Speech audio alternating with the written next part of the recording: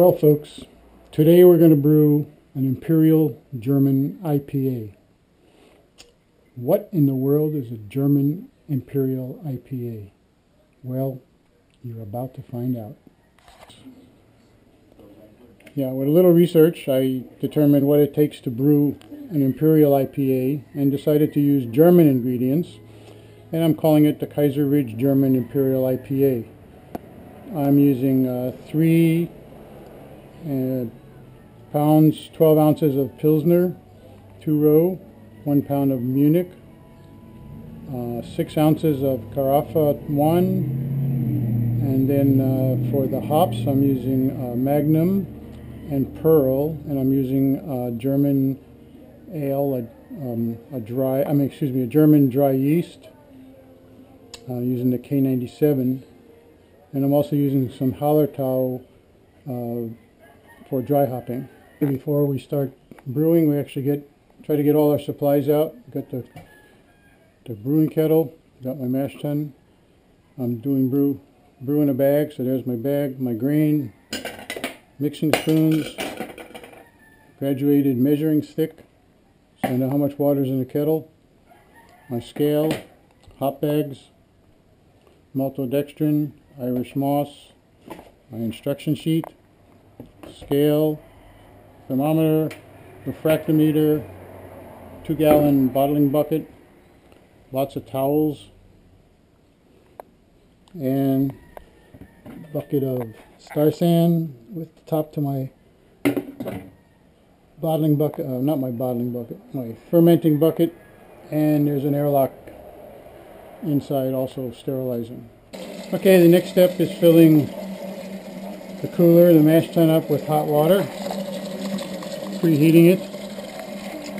Okay, the next step is getting the water ready, and we need about 2 3/4 gallons of water.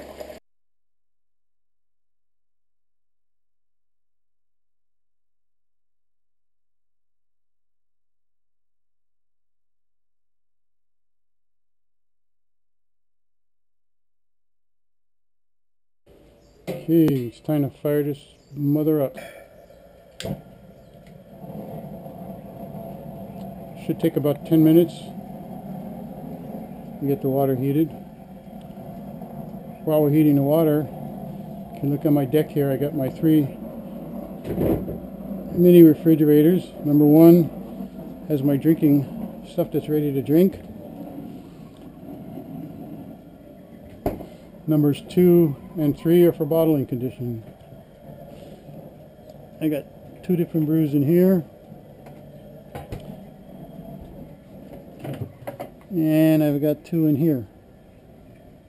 I can fit about 40 bottles in each refrigerator. Yep, December 4th, but it is a beautiful day here in Hawaii. I have a fabulous view of the mountains and my semi-tropical jungle in my yard. Okay, water is up to temperature, so first thing we got to do is get rid of the water we used to heat up the mash tun. Fortunately, living in the country, we can just pour it over the edge. And we get the strike water into the mash tun.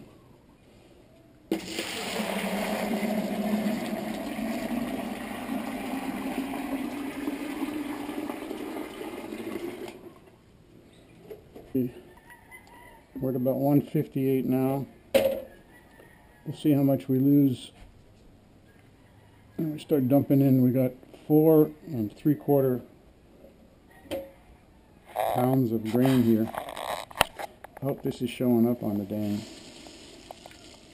camera here.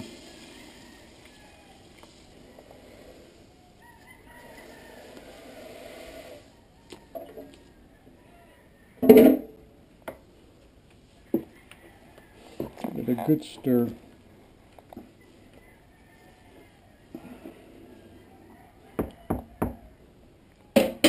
And what I do is shove my thermometer down into the mash, cover it up, set the timer for 15 minutes. Okay, first 15 minute cycle's over. Check the temperature. We're down about 152. That's pretty good.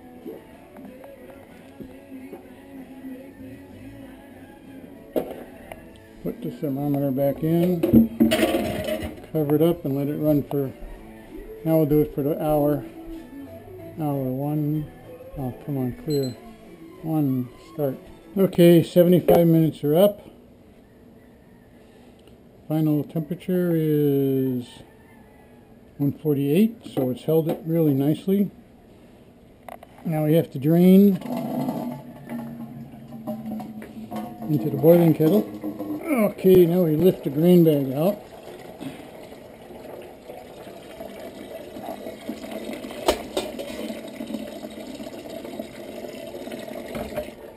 Slip the colander underneath it so we don't have to hold it up. And okay, while the grain is draining, I'm going to measure out my hops. Here's the Magnum. Yeah, it's a product of the USA, but it's still a German hop. And I need 3/4 of an ounce. Okay, these are my 60-minute hops, 0.8 or 0.8 of an ounce. Okay, these are my 60-minute hops, 0.8 or 0.8 of an ounce. A lot more pressure on draining the bag is if I put it down on the floor and just lean into it.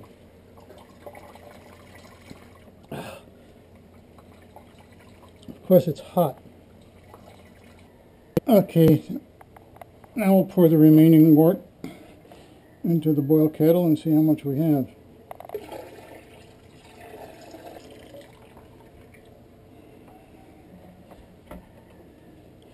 And according to my dipstick, I have 2.5 gallons, so I lost 1/4 gallon to the grain.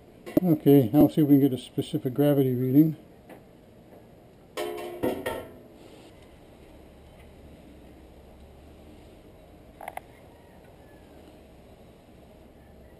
You're up to 13 right now. That's pretty good. I posted a link to a chart that converts bricks to specific gravity. So here we are. I got 13 and I've got a 1.0961. We cut the wort back outside on the burner. We open it up. We give this one full turn. We set the 20-minute timer and fire this sucker up. Oop.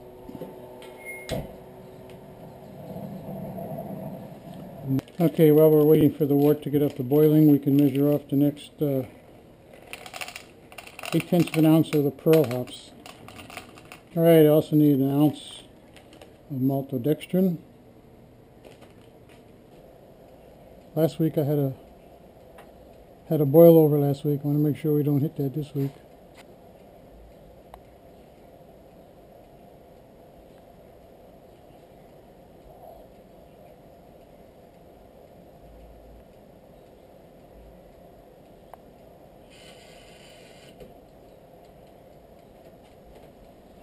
It's looking pretty stable.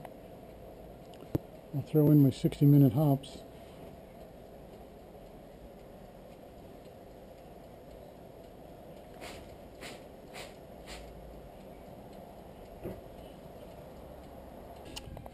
Okay, while the boil's going on, we'll take the spent grain out here, dump it behind the trees, behind the palms here. I know it's kind of my compost pile down there. Heated up some water, and now we'll dissolve the maltodextrin, get it ready. It goes in at 5 minutes. Okay. There go the 10-minute hops. Okay, 5 minutes left. In goes the maltodextrin. And go to 5-minute hops.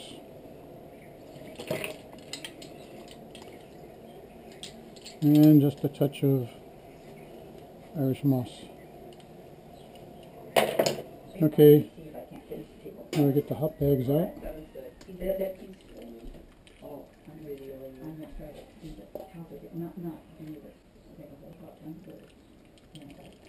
then get it tomorrow. And if not, I can open the bag, so it doesn't take as much. Well, I've got 4 more leaves to applique while you're working. Yeah. And then, I'm debating whether I'm going to put the bubbles in. I can use the Karen paper for these. Okay, we'll check our post-boil volume. Post-boil volume. Looks like I'm down to 1 3/4. Perfect. And we can use a few of these drops here for the specific gravity. Thank you.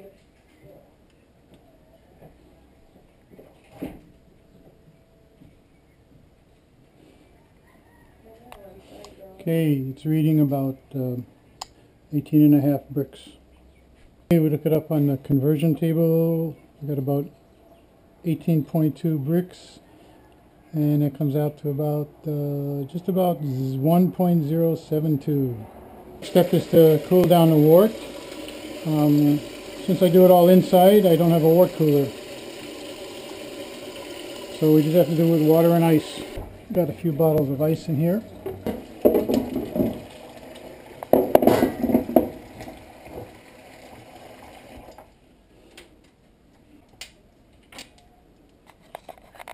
The house painted a couple of weeks ago, and the painter had these paint strainers that he left behind for me since he knew I was brewing beer. He thought I might be able to use them. He gets his supplies from Sherman Williams. So we're going to use this to strain the wort coming out of the kettle and into the fermenter.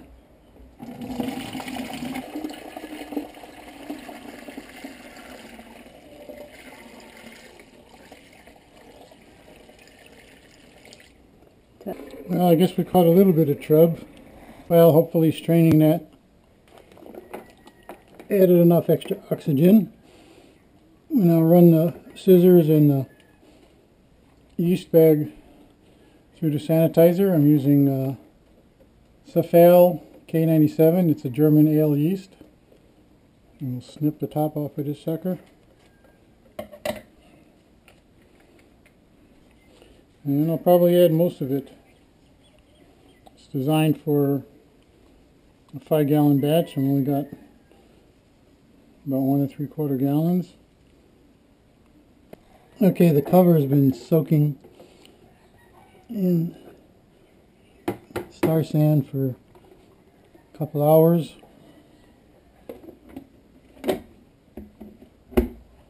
I'll seal it with this. Okay, here comes the airlock.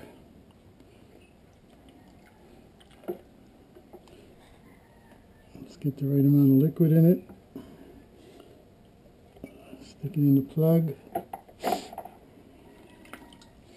That little doodad, I don't know what the hell it's called. Put the cover on. Get everything down nice and tight. Okay, here under the back deck, I've got my 7.1 cubic foot freezer. I've got 3 in there. I got 1 5-gallon bucket with a different batch in, and 2 about 1 3/4 gallon other beers. See, they fit nicely in here. I can stack this one right up here, and I can still close the lid. Actually, I got room. I could probably squeeze another guy in there.